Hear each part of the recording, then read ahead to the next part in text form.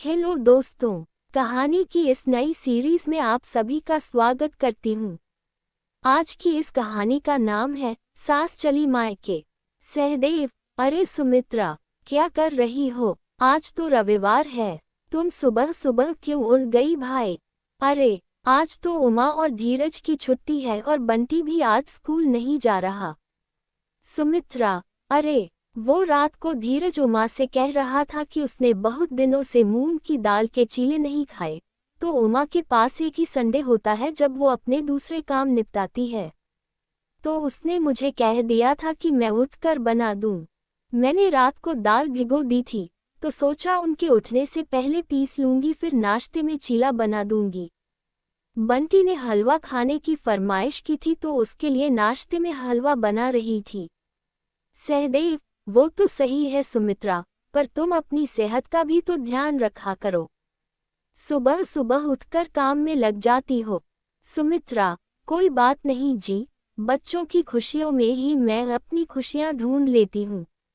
और फिर तुम तो जानते ही हो, मुझे घर का काम करने की आदत है। अच्छा तुम बैठो, मैं तुम्हारे लिए अदरक वाली चाय बनाकर लाती हूँ।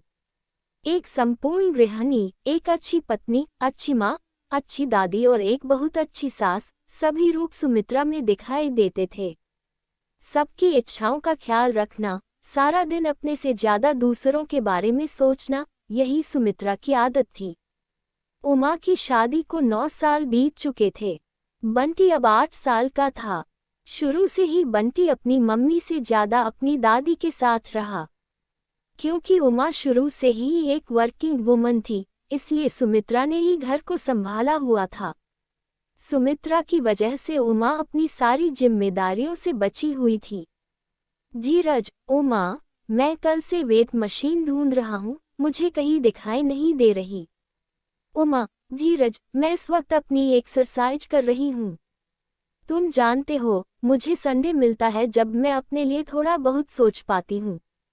बाकी दिन मेरे ऊपर ऑफिस का स्ट्रेस होता है, इसलिए अपनी चीजें प्लीज तुम खुद ढूंढ लिया करो। सुमित्रा, धीरज बेटा, तुम्हारी वेट मशीन वहां पलंग के नीचे रखी हुई है। शांति जब झाड़ू लगाने आई थी, तभी मैंने कहा था कि आगे रख दे, ताकि तुम्हें दिखाई दे जाए। धीरज, ओह हाँ उमा, तुमने ही तो बैग के नीचे रखी थी। तुम्हें कुछ भी याद नहीं रहता। अच्छा छोड़ो, मेरे लिए एक बनाना शेक बना दो। उमा, प्लीज धीरज प्लीज, तुम खुद बना लो ना, मेरी एक्सरसाइज बीच में छूट जाएगी। और हाँ, हो सके तो मेरे लिए प्लीज एक कप ग्रीन टी भी बना लेना। धीरज, जब तुम मेरी बात नहीं सुनती तो मैं क्यों सुनूं? अपने आप बना लो। सुमित्रा, अरे रे, तुम दोनों आपस में क्यों झगड़ रहे हो? सुमित्रा, धीरज बेटा, मैंने तुम्हारा बनाना शेक पहले ही बना दिया था। और बहू, तुम्हारी ग्रीन टी के लिए मैंने पानी उबालने रख दिया है, मैं लेकर आती हूँ। उमा, थैंक यू माँ जी। अच्छा माँ जी, मुझे एक हेल्प चाहिए थी। आज मेरी सहेलियाँ काफ़ी समय बाद मुझसे मिलने आ रही है, तो आप उनके लिए कुछ चाय पकौड़े का इंतजाम कर सकती हैं। सुमित्रा, अरे, चिंता मत करो, मैं बना दूंगी। इसमें परेशानी की क्या बात है? सुमित्रा, धीरज बेटा, तुम नहाकर आओगे तो तुम्हारे लिए गरम गरम चीले बना दूंगी। सुमित्रा ऐसे ही चुपचाप सबकी फरमाइश पूरी करती रहती थी। शाम को उमा की सहेलियां मिलने के लिए आती हैं। उन सब के बीच सुमित्रा अकेली ही खातेदारी में लगी रहती है। सहदेव, सुमित्रा तुम कब तक अकेली करती रहोगी? बहू को आवाज लगा लो, चाय वगैरह वो भी बना सकती है। तुम जब तक पकोड़े तल रही हो तब तक बहू चाय डालकर ले आएगी। सुमित्रा, अरे नहीं नहीं, अच्छा नहीं लगता।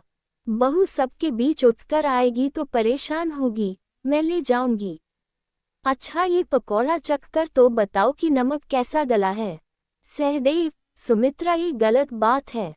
तुम थोड़ी बहुत काम की जिम्मेदारी अब बहू को भी देना शुरू करो। वो तुम्हारे भरोसे कुछ भी नहीं करती है। सुमित्रा, कोई बात नहीं, बहुएं भी तो बेटी की तरह होती हैं। उमा भी मेरी बहू नहीं, बेटी की तरह है। अच्छा मैं चाय लेकर जाती हूँ। सुमित्रा सबके लिए चाय लेकर जाती है, पर वो उमा और उसकी सहेलियों के बीच हो रही बात को सुन लेती है और उसके कदम दरवाजे पर ही रुक जाते हैं और आंखों से आंसू छलक आते हैं। सहेली, हाँ यार, ये तो बिल्कुल सही कह रही है। मेरे घर कल बुआ जी और फूफा जी आ गए। मेरी रोटी बनाने वाली ने तो छुट्टी कर ली। सारा खाना मुझे बाहर से मंगवाना पड़ा। उमा, तभी तो मैं अपने आप को बहुत खुशकिस्मत समझती हूँ। मेरी सास तो सारे का सारा घर का काम कर लेती है। बस करना ही क्या है, मीठी मीठी बातें करके माँ जी कह दो, मिनटों में सारा काम कर देती हैं। मेरी सास को न मीठी मीठी बातों से बेवकूफ़ बनाना बहुत ही आसान है। अपनी बहू के मुंह से इस तरह की बातें सुनकर सुमित्रा के हाथ पांव लड़खड़ा जाते हैं और वो बड़ी मुश्किल से अपने आंसुओं को छुपाकर ड्राइंग रूम में जाती है। उमा, अरे माँ जी, चाय ले आई। उमा, पता है तुम सबको, माँ जी के हाथ की अदरक वाली चाय बहुत ही स्वादिष्ट बनती है और खासकर पनीर के पकौड़े। सुमित्रा, बहू, और पकौड़े चाहिए तो आवाज लगा देना। सुमित्रा रसोई में चली जाती है। अगले दिन सुमित्रा के हाथ में एक अटैची थी जिसे देखकर उमा और धीरज हैरान रह जाते हैं। धीरज, माँ, आप कहीं जा रही हो? सहदेव, बेटा, तुम्हारी माँ अपने मायके जा रही है। बोल रही है भैया भाभी से मिलने का बहुत मन है, तो मुझे लगा कुछ दिन तुम्हारी माँ को आराम भी मिल जाएगा और अपने भैया भाभी के पास रह भी लेगी। क्यों, ठीक है ना सुमित्रा? हाँ, दीपिका की शादी के बाद वहाँ रहना ही नहीं हुआ और जल्दी जल्दी में शादी खत्म करके हम सब लौट आए थे, इसलिए रहने को नहीं गई। 1 महीने के लिए जा रही हूँ, 1 महीने बाद लौट आऊंगी। उमा, 1 महीना? उमा तपाक से बोली। सबकी नजरें उसी की तरफ थी, मानो 1 महीना सुनकर भूचाल आ गया हो। सुमित्रा, क्यों? 1 महीना कम है तो कोई बात नहीं, 2 महीने रुक आऊंगी। भैया भाभी तो कहते हैं कि वहां जाऊं तो 3 से 4 महीने रह कर आऊं। और वैसे भी धीरज की शादी के बाद यहाँ पर मेरा कोई इतना काम नहीं। चलो अब मैं चलती हूँ, बस का टाइम हो रहा है। सुमित्रा, बहू, सबका ख्याल रखना। ये रोजाना के कामों की लिस्ट मैंने बना दी है, इससे तुम्हें आसानी हो जाएगी। सहदेव, चलो सुमित्रा, मैं तुम्हें बस में बैठा आता हूँ। अपनी सास के अचानक मायके चले जाने से उमा परेशान हो जाती है। उसके ऑफिस का टाइम हो रहा था और उसके हाथ में काम की लिस्ट थी। रसोई में खाने के लिए कुछ भी नहीं बना था। उमा, माँ जी, अचानक मायके चली गई, मैं सब काम कैसे करूँगी?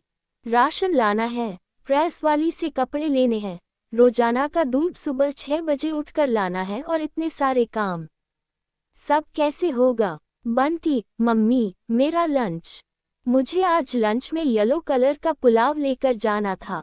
मम्मी, दादी कहाँ है? दादी, वो तो मेरे रेडी होने से पहले ही मेरे स्कूल का लंच तैयार कर देती हैं। उमा, माँ के बिना मैं क्या करूँगी? उनके बिना तो ये घर ही नहीं है। मुझे कुछ समझ नहीं आ रहा, मैं माँ जी के बिना सब कुछ कैसे संभालूंगी? अचानक उमा बहुत तेज रोने लगती है। धीरज उसे चुप कराता है, पर उमा और जोर से रोने लगी। तभी दरवाजे की घंटी बजती है। धीरज, उमा चुप हो जाओ, लगता है पापा माँ को बस में बैठा कर आ गए। रुको, मैं दरवाजा खोलता हूँ। धीरज जैसे ही दरवाजा खोलता है, वो चौंक जाता है। धीरज, माँ, आप तो मामा जी के घर गई थी। सहदेव, बस मैं बैग भी गई थी तुम्हारी माँ, फिर मेरे से बोली कि ऐसे अचानक से चली गई तो बहू सब कुछ संभाल नहीं पाएगी। बहू को ऑफिस जाना होता है, वो अकेले अचानक से इतना सब कुछ कैसे करेगी? इसी चिंता में वापस लौट आई कि फिर कभी चली जाएगी। उमा अपने आंसुओं को पोंछकर झट से अपनी सास के गले लग जाती है। उमा, माँ जी, आपके बिना मैं बिल्कुल अधूरी हूँ। आप घर की नींव हो। माँ जी, आपके बिना हम कमजोर हैं। मुझे आपकी बहुत जरूरत है माँ जी। सुमित्रा, अच्छा अच्छा, ठीक है। मैं अभी आई हूँ। मुझे पता है मेरे बिना तू कुछ नहीं कर पाएगी। चलो अब आगे से हटो। जल्दी से बंटी बेटा के लिए पीले चावल बना देती हूँ। बंटी, दादी, मुझे आज स्कूल नहीं जाना। मुझे आपके साथ खेलना है। धीरज, ठीक है। थिएटर में एक नई मूवी लगी है। आज हम सब मिलकर वो देखने चलेंगे। क्यों पापा? सहदेव, इस घर की हेड तुम्हारी माँ है। जैसा वो कहेगी वैसे ही मैं करूँगा भैया। हाँ। उमा, माँ जी, आज मैं भी ऑफिस नहीं जा रही। मैं भी छुट्टी ले रही हूँ और धीरज आज तुम भी छुट्टी ले लो। सुमित्रा, अरे, तुम सब अपने अपने काम पर जाओ। काम वाली आने वाली है। अगर हम सब मूवी देखने चले गए तो घर के काम रह जाएंगे। पिक्चर देखने हम इतवार को चलेंगे। चलो मैं बंटी और तुम सब के लिए नाश्ता तैयार कर देती हूँ। उमा, माँ जी, चलिए मैं भी आपकी रसोई में मदद करती हूँ। उमा अपनी सास की अहमियत समझ चुकी थी। उसे एहसास हो चुका था कि परिवार में बड़े बूढ़ों का साथ होना बहुत जरूरी है, पर साथ ही उनका मान सम्मान बनाए रखना छोटों की जिम्मेदारी होती है। इस कहानी से आपने क्या सीखा? नीचे कमेंट में हमें जरूर बताएं।